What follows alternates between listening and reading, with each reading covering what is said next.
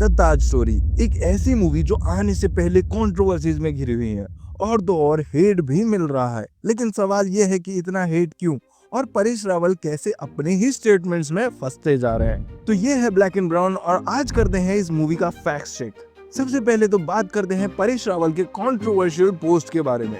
इन्होंने एक ऐसा पोस्टर पोस्ट किया जिसमें ताजमहल में से एक शिव जी की मूर्ति निकलती हुई दिखाई दे रही है। इस पोस्ट को इतना हेट मिला है जितना शायद उर्फी को अपने कपड़ों के लिए ना मिला।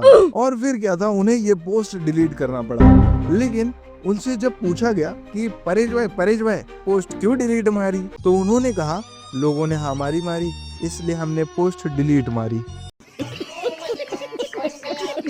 एनीवेज, उस पोस्ट के बाद काफी क्वेश्चंस अराइज हुए और उनका सबसे बेस्ट जवाब था कि ये कोई प्रोपेगेंडा मूवी नहीं है। और उसके बाद ट्रेलर के स्टार्टिंग में ही उन्होंने ये बोल दिया, कौन थे मंदिर चल दिए चाचा? ताजमहल। वाह परेश भाई, हिपोक्रेसी की सीमा होती है, या तो आप जानते नहीं हो या जान के अनजान बन रहे हो। उन्होंने तो ये भी कह दिया था कि ये कोई कम्युनल बायस्ड मूवी नहीं है और ट्रेलर में खुद सनातन और हिंदू मुस्लिम जैसा टेंशन हमें देखने मिल रहा है। वैसे तो ये मूवी इन लोगों को बनानी भी नहीं चाहिए थी, कम से कम तो बंगाल फाइल से तो कुछ सीख जाते, क्योंकि इंडियन ऑडियंस अब समझ चुकी है कि उसे क्या देखना है और क्या नहीं देखना है। एक फैक्ट की बात बताओ तो ये मूवी सिर्फ बॉक्स ऑफिस कलेक्शन और सिर्फ एंटरटेनमेंट पर्पस के लिए नहीं होती। जैसे राहुल गांधी का कहना कुछ और करना कुछ और, वैसे ही इन मूवीज के पीछे भी एक बहुत बड़ा रीजन है, वो है शायद इलेक्शन। हो सकता है ये पॉइंट बहुत लोग डिनाई करे, लेकिन मेरी मानो तो यही सच है, क्योंकि इसके पहले द केरला स्टोरी आई थी, तब भी वो इलेक्शन के कुछ दिन पहले ही रिलीज हुई थी। वैसे बहुत लोगों के मन में शायद ये भी सवाल उठता होगा कि आखिर ये प्रोपेगेंडा मूवीज होती क्या है। तो मैं बता दूं कि ये ऐसी मूवीज होती हैं जो एक पॉइंट ऑफ व्यू से स्टोरी को डिक्टेट करती हैं और इन्हें दूसरी साइड की कोई परवाह नहीं होती। और ऐसे मूवीज ज्यादा करके रिलीजियस, पॉलिटिकल या कल्चरल के मुद्दे पर बनाई जाती हैं, बस एक नैरेटिव फैलाने के लिए। तो आप इतना सब जान ही चुके हैं, तो इस मूवी के स्टोरी के बारे में भी जान लेते हैं। स्टार्ट करते हैं इसके नाम से। एक्चुअली फिल्म मेकर्स को इस मूवी का नाम तेजोमहल रख ही देना चाहिए था, क्योंकि उस स्टोरी का और इस स्टोरी में कोई फर्क नहीं है। ये बात है कुछ ईयर 2000 की, जब एक सेल्फ स्टाइल्ड रिविजनिस्ट हिस्टोरियन, मतलब एक ऐसा हिस्टोरियन जो कुछ रिसर्चर्स को प्रोफेशनल मेथोडोलॉजी से यूज नहीं करता, जिनका नाम था पुरुषोत्तम नागेश ओक, इन्होंने एक थियरी बनाई कि ताजमहल एक हिंदू टेम्पल हुआ करता था और मुगल एम्परर शाहजहां ने वहां उस टेम्पल को तोड़ के उसके ऊपर टॉम बनाई थी। वो ये क्लेम करते थे कि ताजमहल के अंदर कुछ ऐसे चेम्बर्स हैं जिन्हें खोला जाए तो उसमें से भगवान की मूर्तियां निकलेंगी। लेकिन आर्कियोलॉजिकल सर्वे ऑफ इंडिया ने इन क्लेम्स को नकार दिया।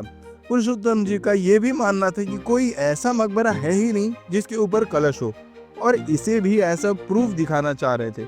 लेकिन सुप्रीम कोर्ट ने इसे भी मानने से इनकार कर दिया।